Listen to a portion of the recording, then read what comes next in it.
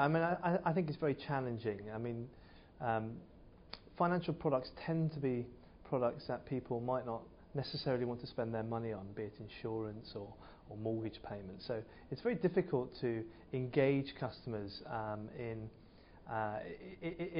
a way that is kind of, emotionally resonant for them. So, for example, online people spend 3 times longer researching their holiday than they do their mortgage, as an example. So there's a lot of challenges in acquisition for financial marketeers, especially if you want to move away from a kind of price-based, commoditized product approach into a much more value-based approach, which is where the market is starting to go. And I think that has inherent problems, because if it's not a price, what is the point of differentiation? And I think we're going to see a lot of sort of entrance into that game now, trying to work out exactly how to position themselves as brands, actually, more than just as kind of pure product sales. So I think it makes it slightly more complicated for them, and they also need to take a degree of risk to be able to kind of move away from a legacy model of commoditisation and price point.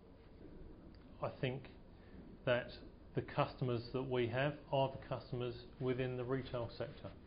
And in fact, this morning I was talking about we should be looking at the retail sector websites for things we can learn, for things we can implement, because people spend more time looking at retail sites than they do finance sites, and we should be aware of that and implement the learnings.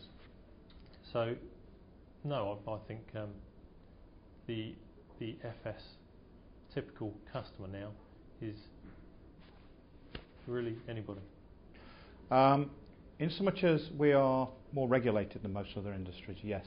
I don't necessarily see that as a bad thing. I think we just need to understand how that operates. So we need to ensure that we have clear contact strategies for the customers.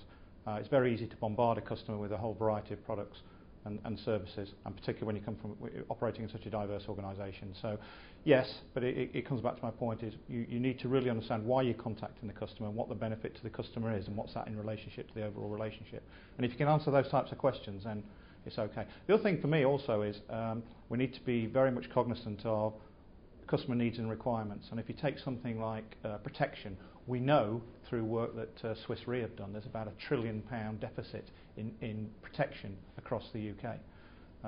So in some cases, should we actually be turning up the contact levels for customers where we believe they are underprotected for their own benefit? And this is always the contention, isn't it? How much of it is you actually trying to sell additional products, but hopefully that's always to the customer's benefit.